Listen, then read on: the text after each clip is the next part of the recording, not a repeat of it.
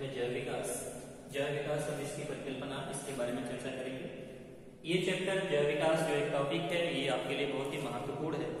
DElEd 4th semester के छात्रों के लिए तो महत्वपूर्ण है ही, इसके साथ साथ जो आपके यूपी टेट और सी टेट आगे की परीक्षाएं हैं उनके लिए भी बहुत ज्यादा महत्वपूर्ण है। उसके प्रयास से हम इनको बहुत महत्वपूर्ण समझ रहे हैं, क्योंकि इससे रिलेटेड कई सारे क्वेश्चन आपके सी टेट और यूपी टेट में भी पूछे जाते हैं। ठीक है, तो हम जैव विकास की चर्चा करने चल रहे हैं, जैव विकास के बारे में पढ़ना शुरू कर रहे हैं। तो जैव विकास को समझने से पहले, क्योंकि जैव विकास एक ऐसा विषय है, जैव विकास एक ऐसी प्रक्रिया है जिसको समझने के लिए हमें थोड़ा सा ध्यान देना होता है, क्योंकि बहुत सारी किताबों में हम कई बार पढ़ लेते हैं कई प्रकार से और वो हमें ठीक से समझ नहीं आता है। तो हम इसको किताबी भाषा का प्रयोग न करके बिल्कुल सरल भाषा में आपको समझाने की कोशिश करेंगे।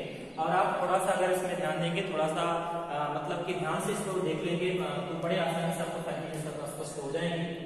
तो जैव विकास को समझने से पहले हम पहले जीवों की विविधता को समझते हैं कि इस संसार में कितने विभिन्न प्रकार के जीव हमारे साथ या अलग अलग प्रकार के जीवों के साथ हम निवास करते हैं।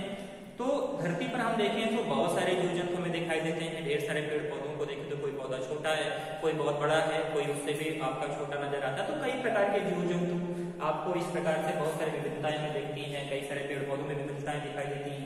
जीवों की बात करें तो जीवों में भी ढेर सारी विविधताएं हमें नजर आती हैं। जैसे हम देख रहे हैं गाय, भैंस, भेड़, बकरी और तमाम तरह के जीवों के बारे में देखें जो आसपास हमें दिखाई देते हैं, तो इसमें भी विभिन्न प्रकार की विभिन्नताएं हमें नजर आती हैं। तो जितना भी जीव हम अपने आसपास देखते हैं उतने जीवों से कहीं ज्यादा इस जीव संसार पर जीवों की संख्या है। जितना हम कल्पना नहीं कर सकते उससे अधिक संख्या हमारे इस धरती पर निवास करती है। तो जहां तक एक आपका लेखा जोखा उसके आधार पर जो बताया गया है कि जीवों की जो संख्या है, इसमें अगर हम जंतुओं की बात करें तो जंतुओं में सबसे जो सूक्ष्मतम जीव है वो आपका एक उसकी, जैसे आपका अमीबा है, पैरामीशियम में जो प्रोटोजोअन्स होते हैं वो हैं, और उसके बाद उसका जो अगर सबसे विशालतम जीव की बात करें तो आप सबको पता है वो आपके नीलवेल है, और सबसे जटिल जंतु की बात करें तो वो मानव। सारे जंतुओं की संख्या के बारे में हम चर्चा करें तो लगभग अब तक 12.5 लाख के करीब जंतुओं की खोज हो चुकी है, जिसके बारे में हम अच्छी तरह से जान चुके हैं, समझ चुके हैं, पढ़ चुके हैं और पहचान चुके हैं। लगभग 12.5 लाख जंतुओं के बारे में हमें पूरी जानकारी हो गई, उसकी खोज हम कर चुके हैं। अगर हम वनस्पतियों की बात करें, पौधों की बात करें तो पौधों में भी इसकी संख्या ढेर सारे जीव पौधों के बारे में हम जान चुके हैं। लगभग 5 लाख पौधों के बारे में जानकारी हो गई है। मतलब अब तक जो हमारी खोजें हुई हैं, जो तक वैज्ञानिकों ने जिसके बारे में डाटा प्रस्तुत किया है, उसमें जंतुओं की संख्या लगभग 12.5 लाख के करीब है, और आपके पौधों की संख्या जो आपके सूक्ष्म तो आपके बैक्टीरिया से लेकर विशाल वृक्ष तक है, इसकी संख्या लगभग 5 लाख तक बताई गई है। लेकिन इससे अभी कई सारे ढेर सारे जीव जंतु ऐसे हैं जिनके बारे में हम नहीं जान पाए हैं, जिनके बारे में जिनका से हमारा परिचय नहीं हो पाया है। आज हमारे लिए वो अनून पड़े हुए हैं। ढेर सारे वैज्ञानिक, ढेर सारे आपके रिसर्चर इस पर कार्य कर रहे हैं, लगातार उनको पहचान रहे हैं, जान रहे हैं। और ये अनुमान लगाया गया है, हमारे वैज्ञानिकों ने ये अनुमान लगाया है कि इस धरती पर लगभग 1 करोड़ से लेकर 20 करोड़ तक इनकी संख्या हो सकती है। मतलब जंतुओं और पौधों दोनों को मिलाकर इनकी कुल संख्या 1 करोड़ से 20 करोड़ तक होने की संभावना जताई गई है कि इतनी ज्यादा संख्या में इस धरती पर जीव निवास करते हैं। अब इतने सारे जीव निवास करते हैं, लेकिन वो सब एक दूसरे से बिल्कुल अलग अलग होते हैं। कई प्रकार के, मैंने बताया कि आपके लगभग 12.5 लाख जंतुओं के बारे में चर्चा हो चुकी है, उसकी खोज हो चुकी है। ये 12.5 लाख जंतु आपस में बिल्कुल भिन्न भिन्न होते हैं, भिन्न भिन्न आकार के होते हैं, भिन्न भिन्न आकृति के होते हैं, भिन्न भिन्न वासस्थानों में निवास करने वाले होते हैं, भिन्न भिन्न जगहों पर रहते हैं। तो इनमें कहीं भी कोई समानता हमें नजर नहीं आती है। आमतौर पर देखने पर हमें लगता है कि बिल्कुल एक दूसरे से इनका कोई भी किसी भी प्रकार की समानता नहीं है इनके बीच, एक दूसरे से बिल्कुल ये भिन्न है। और ऐसे ही पौधों को भी देखें तो कोई पौधा बिल्कुल निम्न कोटि का होता है, छोटा होता है, बिल्कुल जमीन में रेंग कर चलने वाला होता है, जमीन पर उगने वाला होता है। कई सारे पौधे हैं जो जल में निवास करते हैं, कई मरुस्थलीय पौधे हैं, कोई अस्थलीय पौधे हैं, कई बहुत सारे विशालकाय वृक्ष होते हैं, बहुत सारे छोटे वृक्ष होते हैं। तो इसमें भी हमें ढेर सारी विभिन्नता नजर आती है। आप ऐसे मतलब कि साधारण दृष्टि से अगर देखें, इनमें हमें कहीं भी कोई समानता नजर नहीं है। लेकिन क्या वास्तव में इसमें कोई समानता नहीं है? अगर इसमें समानता नहीं है तो जितने भी प्रकार की जितनी भी जातियां इस धरती पर हैं, क्या उनका अपना अलग अलग अस्तित्व है? अलग अलग स्थानों से आए हुए हैं, मतलब उनके पूर्वज अलग अलग हैं। इसी बात का जो प्रश्न उठता है कि ये कहां से, कैसे ये इतनी विविधता, इतना वेरिएशन कहां से आया है, इतनी विविधता, जो इतना आपको वेरिएशन दिख रहा है, इतनी डाइवर्सिटी दिख रही है, ये डाइवर्सिटी कैसे पैदा हो गई। इसी प्रश्न का उत्तर आपके जैव विकास में मिलता है। इसी प्रश्न के उत्तर को समझाने की कोशिश आपके जैव विकास में की गई है। जो जैव विकास की परिकल्पना है वो इसी बात को समझाती है कि किस प्रकार से जीवों में वेरिएशन हुआ, किस प्रकार से जीवों में इतना सारा अंतर आया, किस प्रकार से जीवों में इतना ज्यादा एक दूसरे से अलग हुए। ये सारी चर्चाएं, ये सारी बातें आपके जैव विकास के अंतर्गत आती हैं और जैव विकास हमें इन्हीं सारी प्रश्नों का उत्तर देने की कोशिश करता है। ठीक है, लेकिन अगर हम देखें तो ढेर सारी भिन्नताओं के साथ साथ जितने भी जीव जंतु हमारे आसपास हैं उनमें ढेर सारी भिन्नताएं तो हैं, ढेर सारी डाइवर्सिटी तो है, लेकिन उसके साथ साथ अगर हम उनका विस्तृत अध्ययन करें, उनके बारे में थोड़ा सा मतलब एक डाटा बनाएं, तो इतने अंतरों के साथ साथ उसमें कुछ एक रूपता भी आती है, मतलब कुछ यूनिटी भी नजर आती है, उसमें कुछ ना कहीं कुछ ना कुछ समानता भी नजर आती है। क्या क्या समानता आती है जो मैं आपको उदाहरण के माध्यम से प्रस्तुत करने की कोशिश करता हूँ। इसमें जितनी भी विविधता है इसमें एकरूपता और क्रमबद्धता कहाँ। वैसे अगर हम आमतौर पर देखें तो बिल्कुल एक कबाड़ खाना लगता है कि बिल्कुल पता नहीं कहाँ कहाँ क्या क्या बिखरा हुआ है, लेकिन अगर उनका हम सिस्टमैटिक ढंग से अध्ययन करें, मतलब एक सिस्टम से उनके बारे में चर्चा करें, तो बिल्कुल एक सिस्टम से आपको नजर आता है कि सारी चीजें बिल्कुल एक सिस्टम से रखी गई है, एक दूसरे से सब ना कहीं इनका संबंध बना हुआ है। तो क्या क्या संबंध है, किस प्रकार से हम इसको समझ सकते हैं। विविधता में एकरूपता हमें कहाँ नजर आती है, क्रमबद्धता हमें कहाँ नजर आती है, इसका कुछ उदाहरण मैं आपको प्रस्तुतिकरण के माध्यम से आपको समझाने की कोशिश करता हूँ कि जो विविधता हमें नजर आ रही है उसमें एकरूपता कहाँ है, समानता कहाँ। तो जैसा कि हम जानते हैं कि संसार में जितने भी प्रकार के जीव जंतु हैं उनका निर्माण किसी न किसी पदार्थ से होता है, और वो पदार्थ आपका होता है, तो पता हो जो आपका पदार्थ जीवों का निर्माण करने वाला है उसको हम जीव द्रव्य या प्रोटोप्लाज्म कहते हैं। तो सारे के सारे संसार के सभी जीवों का विकास, जो उनका निर्माण है, वो प्रोटोप्लाज्म या जीव द्रव्य के माध्यम से या जीव द्रव्य के द्वारा हुआ है। और ये आपका चाहे वो एक कोष की सूक्ष्म जीव हो, चाहे आपका विशालतम जीव हो, बड़ा सा बड़ा जीव है, लेकिन उसका निर्माण जो है, उसका जो मतलब कि उसकी जो निर्माण की प्रक्रिया हुई है वो आपके किसके द्वारा हुई है, जीव द्रव्य के द्वारा, मैटर के द्वारा, पदार्थ के द्वारा वो बना हुआ है। ठीक है, दूसरी बात, इन सारे जीवों के शरीर में, चाहे आपके सूक्ष्म जीव एक कोष की जीव हो या आपके विशाल या जटिल जीव हो, सारे जीवों का शरीर में या सारे जीवों के शरीर में कोशिकाएं पाई जाती है। मतलब सारे जीवों का शरीर जो है वो कोशिकाओं से मिलकर बना हुआ है, मतलब उसमें कोशिकाएं ही उस जीव के शरीर का निर्माण करती है। अब चाहे वो आपका एक कोष की हो या बहुकोष की हो, मतलब दोनों प्रकार के जीव हो सकते हैं, एक कोष की भी हो सकता है और बहुकोष की भी हो सकता है। तो मतलब ये बात स्पष्ट हो गई कि सारे जीवों के शरीर में अगर कोशिकाएं तो समानता होगी नहीं होगी, मतलब कहीं ना कहीं वो एक दूसरे से समान पाए गए, क्योंकि सारे के सारे जीवों का शरीर कोशिकाओं से। ठीक है, अब जो एक कोष की जीव है उनके शरीर में सिर्फ एक सिंगल, एक अकेली कोशिका होती है, और जो बहुकोष की जीव है उनके जीवों में, उनके शरीर में ढेर सारी कोशिकाएं होती हैं। ठीक है, लेकिन उनके शरीर में कोशिकाएं जरूर होती है। दो समानताएं आपको नजर आ गई। पहली समानता की सारे के सारे जीवों का शरीर का निर्माण जीव द्रव्य से हुआ है, और दूसरी जो समानता नजर हमें आएगी सारे के सारे जीवों के शरीर का निर्माण या उनके शरीर में जो पाए जाने वाली प्रक्रिया या जो भी मतलब ऑर्गन्स होते हैं वो आपके कोशिकाओं से। तीसरी समानता हमें ये नजर आती है कि सारे के सारे जीवों के जो मतलब कोशिकाएं होती हैं, जब वो एक मतलब ढेर सारी कोशिकाएं उस जीव के शरीर में बनती हैं तो एक अपना अलग काम करती है। ठीक है, और अलग काम करती हैं, उनका स्ट्रक्चर समान हो जाता है, तो वो क्या कहलाता है, ऊतक।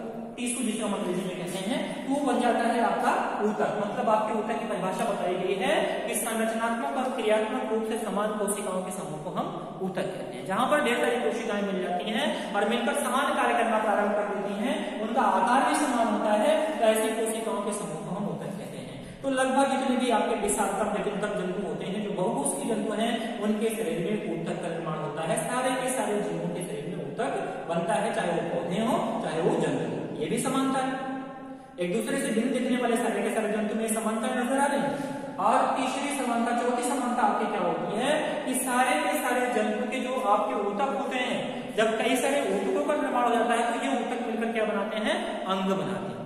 अंग का मतलब जैसे हमारे शरीर में हमारा आंख एक अंग है, हमारा डाइजेस्टिव सिस्टम में जो आपकी आहार नाल है वो एक अंग है, हमारा हृदय एक अंग है, हमारा लीवर एक अंग है। तो इस प्रकार से जब कई सारे ऊतक आपस में मिलते हैं तो हमारे शरीर के अंगों का निर्माण होता है।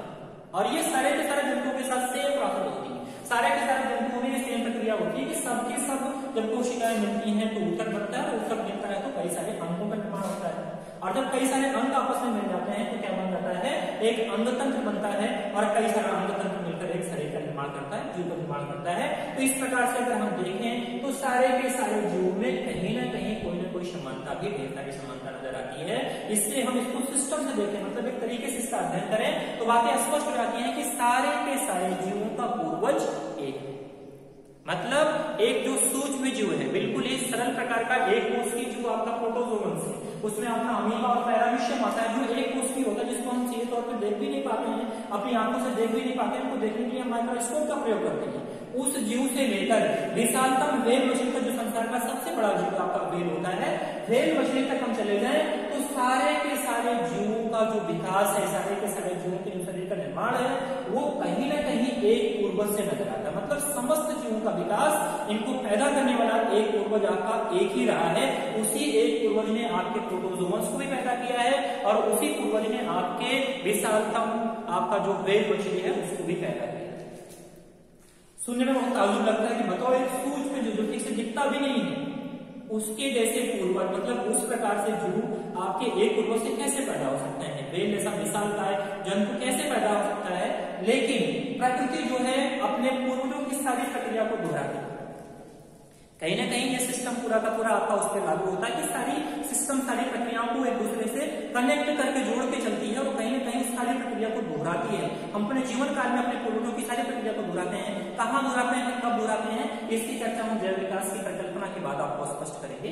तो आगे हम अपने टॉपिक पे चलते हैं कि जैव विकास में जो आपकी विविधता नजर आई, किस प्रकार से जीवों में विभिन्नताएं होती हैं और विभिन्नताओं के साथ साथ उस जीवों में क्या क्या समानताएं और क्या क्या क्रमबद्धता होती है, ये भी हम समझिए। किस प्रकार से जीव भिन्न होने के बावजूद भी आपस में किस तरह से एक दूसरे से समानता है। अब ये आपकी विविधता और समानता को समझने के बाद जब हमने वैज्ञानिकों ने इसके बारे में अध्ययन कर लिया, तब उन्होंने इसकी परिकल्पना, आपकी जैव विकास की परिकल्पना को रखा। और जैव विकास की परिकल्पना क्या थी, परिवर्तन के साथ अवतरण। यही आपकी जैव विकास की परिकल्पना है, रिजल्ट विद चेंज। मतलब आपके जो मतलब कि जैव विकास है ये कैसे हुआ है, परिवर्तन के साथ अवतरण। जितने भी जीव भिन्न भिन्न प्रकार के जीव जंतु बने हैं वो परिवर्तन के साथ अवतरित होते चले गए। मतलब इनका पूर्वज एक था, मतलब ये जहां से पैदा हुए हैं वो केवल कोई एक ऐसा जंतु था जिसमें लगातार परिवर्तन, कई हजार सालों के परिवर्तन के बाद वो जीव इतना बदल गया कि अपने मुख्य जो उसका मुख्य जीव था उस जीव से कहीं अलग हो गया, ढेर सारा अलग हो गया और अलग होने के बाद एक जीव बन गया, जाति। बात को बड़ा ध्यान से समझिएगा आप लोग कि जैव विकास की परिकल्पना है परिवर्तन के साथ अवतरण। मतलब कुछ ऐसे परिवर्तन आए होंगे, ऐसे चेंजेस आए होंगे जिसमें उस जीव को अपना परिवेश, अपना आवास बदलना पड़ा, अपने आवास स्थानों के साथ इधर बदलाव करना पड़ा और उस बदलाव के करने के कारण उसमें ढेर सारा परिवर्तन आ गया और उस परिवर्तन के बाद वो एक अलग से नई जाति बन गई। इसको हम एक उदाहरण के द्वारा समझते हैं। उदाहरण ये है कि आप सबने सुना होगा कि मानव का जो पूर्वज है वो बंदर हुआ करता है। बंदर से मिलती जुलती प्रजातियां थी, वो आपके पूर्वज हुआ करते थे। और बंदर जो होता है अपने चारों पादों से चलता है, मतलब पैर और हाथ दोनों का प्रयोग करता है चलने। और अधिकांश सारे के सारे बंदर लगभग आपके वृक्षाश्रयी होते हैं, मतलब वृक्ष पर आश्रय लेने वाले, वृक्ष पर रहने वाले होते हैं। अब कोई भी जीव जंतु वृक्ष पर रहने वाला है, उसे अपने दानों को पकड़ने के लिए, उछलने कूदने के लिए चारों पैरों को जरूरत, मतलब चारों पादों की आवश्यकता होती है। तो जब बंदर हुआ करते थे, बंदर रहा करते थे, तो बंदर में कुछ ऐसा परिवर्तन आया होगा, पेड़ों की कमी आई होगी या कोई भी चेंजेज या कोई भी परिवर्तन, भोजन की कमी आई होगी, रहने में दिक्कत हुई होगी, ढेर सारी संख्या हो गई होगी। तो वो अपने आवश्यकता को पूर्ति करने के लिए, अपनी आवश्यकता को, मतलब जितनी भी आवश्यकता है उनको पूरा करने के लिए पेड़ों से उतरना शुरू कर दिया। अब पेड़ों से उतरना शुरू कर दिया मतलब कि पेड़ों से उतरकर वो जमीन पर चलना शुरू किया। तो जमीन जो समतल होती है, तो समतल चलने के बाद उनको लगा कि यार हम 4 पैर से चल रहे हैं तो थोड़ी बहुत दिक्कत हो रही है, अगर हम यहाँ पर 2 पैर से भी चल रहे हैं तो कोई दिक्कत हमें नहीं आएगी। तो धीरे धीरे उन्होंने शुरू क्या किया कि अपने 4 पैरों के स्थान से 2 पैरों में चलना शुरू कर दिया। ठीक है, अब 2 पैरों से धीरे धीरे थोड़ा सा झुककर चलते थे, तो थोड़ा सा झुककर चलने के बाद धीरे धीरे धीरे धीरे परिवर्तन करके बिल्कुल सीधा खड़ा होने लगे। उनके जब सीधा खड़े होने लगे, जो कि सिर जब वो 4 पैर चलते तो सिर झुका हुआ होता था, तो झुका हुआ होने के बाद जब वो खड़े हो गए तो सिर उनका थोड़ा सा उनका विकास अधिक होने लगा, सिर का भी विकास अधिक हो गया और ये थोड़ा सा और विकसित हो गए। जब ये वहां से निकल कर चले आए दूसरे पर्यावरण में, तो इनके शरीर से बाल की भी संख्या कम होती चली गई और इस प्रकार से अपने पूर्वज, जो इनका पूर्वज बंदर था, उससे अलग होकर एक मानव हो गए। ठीक है, यही तथ्य, यही परिकल्पना कि ये मतलब कि परिवर्तन के साथ अवतरण की प्रक्रिया हुई है, लगातार परिवर्तन होता रहा है, कई हजार सालों के बाद ये परिवर्तन होकर कंप्लीट होता है, तब जाकर एक नई जाति का निर्माण करती है। तो ये बात आपके जैव विकास की परिकल्पना जो है ये हमें बताती है कि परिवर्तन के साथ अवतरण हुआ है। संसार में जितने भी विभिन्न प्रकार के जीव जंतु बने हैं, इनका पूर्वज कहीं ना कहीं एक है और वही पूर्वज के साथ धीरे धीरे परिवर्तन होते होते अलग अलग जीव जातियां बनी हुई। ये कॉन्सेप्ट, ये आपका चेंजेस, ये आपका जो अवतरण परिकल्पना है वही जैव विकास की मौलिक परिकल्पना कहलाती है कि परिवर्तन के साथ अवतरण हुआ। जैव विकास या जिसमें से विकास शब्द जुड़ा है इसको हम उद्विकास या जैव विकास भी कहते हैं। तो विकास शब्द का जो मतलब कि शाब्दिक या साहित्यिक अर्थ होता है उसके बारे में चर्चा कर लेते हैं। तो विकास का जो या उद्विकास है या जिसको अंग्रेजी में इवोल्यूशन कहते हैं, इसका साहित्यिक अर्थ होता है सिमिटी वस्तु का खुलकर या फैलकर, किसी भी सिमिटी वस्तु का मतलब जो एक बिल्कुल शिथिल अवस्था में पड़ी हुई है, सिमिटी हुई वस्तु है, खुलकर या फैलकर समय समय पर हुए परिवर्तनों को प्रदर्शित करना, यही आपका इवोल्यूशन का विकास है। मतलब कोई भी जो परिवर्तन है वो परिवर्तन को प्रदर्शित करना, उस परिवर्तन को दिखाना, यही आपका ये इवोल्यूशन की जो है आपका विकास है या विकास की साहित्यिक अर्थ है। जो आपके परिवर्तन, जो चेंजेस आपके आनुवंशिक रूप से आए हुए हैं, ये चेंजेस कैसे हुए, कैसे इस तथ्य को हम समझ सकते हैं, उसी चीज को समझाने की कोशिश की है। इस सिमटी हुई वस्तु को खुलकर या फैलकर समय समय पर हुए परिवर्तनों को प्रदर्शित करना ही आपका इवोल्यूशन या विकास है। अब हम कैसे मान लें कि संसार में जो आपका एक कोष की जीव है, जो सबसे पहले आया बताया जाता है कि संसार में सबसे पहले आपके एक कोष की जीव का विकास हुआ। ये बात थोड़ी सी अटपटी लगती है कि एक कोष की जीव जो देखने में बड़ी, मैं इससे पहले जो चर्चा आपसे कर रहा था कि वो देखने में बिल्कुल इस सरल प्रकार की जीव है, जो बिल्कुल ही एक कोष की होता है, उससे इतने बड़े हाथी जैसे और बेल जैसे विशालकाय जंतुओं का विकास कैसे संभव है, कैसे हो सकता है? तो प्रकृति या विज्ञान आपको ये बताता है कि संसार में जितने भी जीव हैं वो अपने पूर्वजों की कहानी अपने जीवन काल में दोहराते हैं। कहाँ दोहराते हैं, इसकी चर्चा हम कर लेते हैं। तो आप सबको पता होगा कि जब किसी भी जीव का विकास होना शुरू होता है, मतलब डेवलपमेंट शुरू होता है, डेवलपमेंट की शुरुआत कहाँ से होती है? माँ के गर्भ से। मतलब जब कोई भी जीव अपने माँ के गर्भ में आता है तो सबसे पहले वो एक कोष की होता है। मतलब माँ या पिता के जो स्पर्म और ओवम के मिलने के बाद जो आपका जीव का विकास शुरू होता है, शुरुआती स्टेज में जब माँ के ओवम का निर्माण हो रहा होता है तो उसमें स्पर्म का निर्माण हो रहा होता है, तो उस स्थान पर सारे के सारे जीवों की जो प्रक्रिया होती है बिल्कुल अपने पूर्वजों के समान एक कोष की होती है। उस समय हम आप बिल्कुल ही सूक्ष्म एक कोष की जीव के समान माँ के गर्भ में आते हैं और धीरे धीरे धीरे धीरे उसका डेवलपमेंट होता है। एक कोशिका से आपकी दो कोशिकाएं बनती हैं, दो से कई सारी हजार कोशिकाएं बनती हैं, हम बहुकोषीय बन जाते हैं, हमारे शरीर में ऊतक का निर्माण होता है, अंगों का निर्माण होता है, अंग तंत्र का निर्माण होता है, पूरा शरीर बनता है और जब हम पैदा होते हैं तो इस प्रकार से। तो हमने देख लिया कि हम किस प्रकार से एक कोष की जीव से बहुकोष की बने। कहीं ना कहीं ये आपका बिल्कुल कनेक्शन बिल्कुल सटीक बैठ रहा है कि एक कोष की जीव से ही बहुकोष की जीव बने हुए हैं, क्योंकि हम भी कभी न कभी एक कोष की थे, जब माँ के गर्भ में आए हुए थे तो एक कोष की थे और वहां से पैदा होने के बाद हम बहुकोष की थे, हमारा विकास बढ़ता चला गया। और इसी प्रकार से एक जो सूक्ष्म जीव आपका बैक्टीरिया और जो आपका प्रोटोजोन्स है, उसी प्रकार के जीव से आपके हाथी जैसे जीव का विकास भी संभव है या होता है। यही आपके जैव विकास की परिकल्पना है कि परिवर्तन हुआ है समय समय के साथ, उसमें परिवर्तन उनके आवासों के कारण, उनके निवासों के कारण, उनके किसी भी भौगोलिक दशा के कारण जो परिवर्तन होते चले रहे हैं, वही परिवर्तन आपके धीरे धीरे उसमें नई जाति बना देते हैं। नई जाति बनने के बाद वही अपने पुरानी जात से अलग होकर एक नई चीज के रूप में तैयार हो जाते हैं। तो ये आपके मुख्यतः आपके जैव विकास की मौलिक परिकल्पना थी।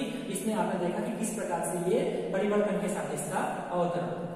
ठीक है, अब इवोल्यूशन जो शब्द है इसका मतलब ये होता है, इसमें दो शब्दों से मिलकर बना है, ई और ओवुलेशन।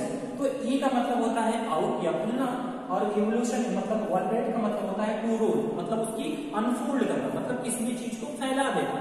यही आपका इवोल्यूशन है, मतलब उसमें किस प्रकार से परिवर्तन आया उस परिवर्तनों को दिखा देना, बता देना ही आपका इवोल्यूशन या विकास है। ठीक, तो इस प्रकार से हम बड़े आसानी से समझ गए कि किस प्रकार से जीवन में विकास की प्रक्रिया या आपके जैव विकास की प्रक्रिया हुई।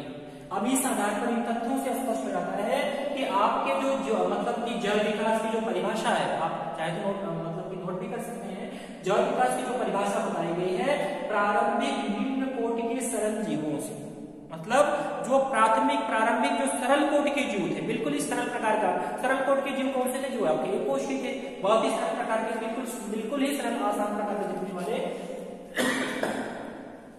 निम्न कोटि के सरल जीवों से क्रमिक परिवर्तन के द्वारा, क्रमिक परिवर्तन का मतलब एकाएक कोई चीज बदलकर नहीं चली कि छोटा सा जीव पैदा हुआ और तुरंत बदलकर आपका बहुकोषीय या विशाल जीव बन गया। उसमें क्रमिक छोटे छोटे परिवर्तन, और छोटे छोटे परिवर्तन आने के बाद वो परिवर्तन धीरे धीरे इतने उसके साथ जुड़ गए वो उसके आनुवंशिक हो गए। आनुवंशिक का मतलब उसके गुणसूत्रों के साथ जुड़ गए, उस प्रकार का परिवर्तन उसके साथ होने लगा। तो प्रारंभिक निम्न कोटि के सरल जीवों के क्रमिक परिवर्तनों द्वारा अधिक विकसित एवं जटिल जीवों की उत्पत्ति को ही, मतलब इसमें आप इस परिभाषा को बड़े ध्यान से पढ़ेंगे तो सारी बातें बिल्कुल स्पष्ट तौर पे आपको समझ में आ जाएगी। प्रारंभिक निम्न कोटि के सरल जीव, जो बिल्कुल ही सरल प्रकार के जीव हैं, जीवों से क्रमिक परिवर्तनों के द्वारा, किसके द्वारा? क्रमिक परिवर्तन, जो लगातार उसमें चेंजेस परिवर्तन आए हैं, परिवर्तनों द्वारा अधिक विकसित का मतलब जो आपके निम्न कोटि के जंतुओं से कहीं ज्यादा विकसित है, कहीं ज्यादा विशाल शरीर वाला है, अधिक विकसित एवं जटिल जीवों की उत्पत्ति को ही जैव विकास कहते हैं। स्पष्ट हो गया जैव विकास क्या है?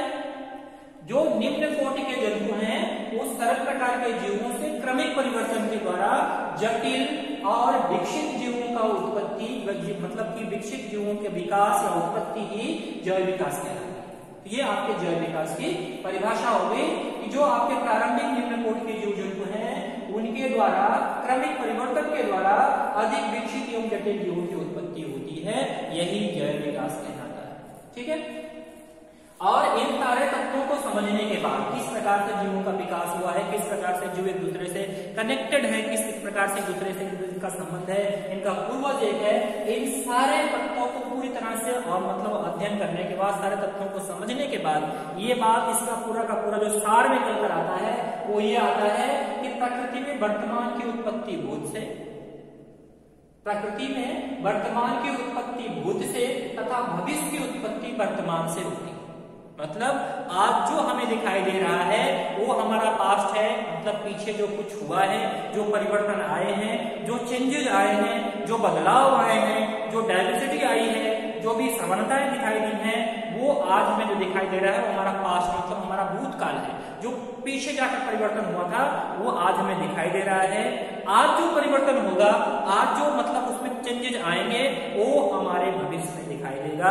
आज भी तमाम तरह के मतलब प्रक्रियाएं आती है, तमाम तरह के चेंजेस होते हैं, लगातार उसमें मॉडिफिकेशन होता रहता है, लगातार बदलाव होता रहता है, और इस प्रकार से मतलब पूरी तरह से हम उसको स्पष्ट तौर पे समझ सकते हैं कि जो आज की जो मतलब प्रकृति में वर्तमान स्थिति है वो हमारे भूतकाल से आई हुई है, और जो भविष्य है वो हमारा मतलब भविष्य की उत्पत्ति वर्तमान से, मतलब जो आज से हमारे भविष्य की उत्पत्ति होगी। इसको मैं छोटे से उदाहरण के रूप में आपको स्पष्ट कर देते हैं, क्लियर कर देते हैं। छोटा सा उदाहरण का मतलब कि आपके जमाने में मोबाइल आया, उसके पहले नहीं था मोबाइल।